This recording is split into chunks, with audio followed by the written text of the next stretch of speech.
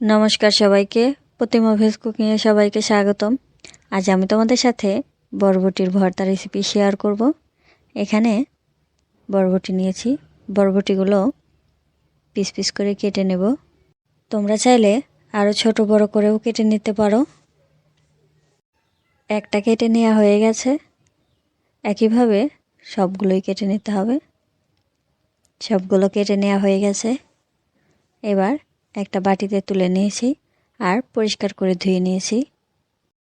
বরবটি ভর্তা করতে যা যা উপকরণ লাগবে: ধনিয়া পাতা, কাঁচামরিচ।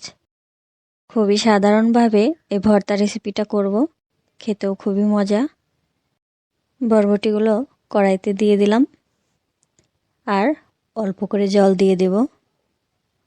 জল দেয়া হয়ে গেছে, এবার অল্প করে লবণ দিয়ে দেব।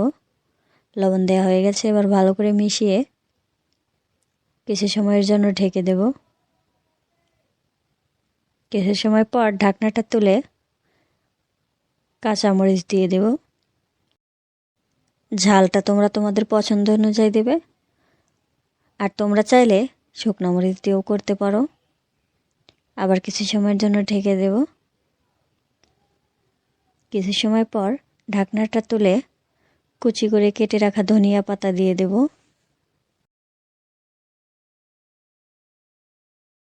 ধনিয়া পাতা দেওয়া হয়ে গেছে, এবার অল্প করে তেল দিয়ে দেব।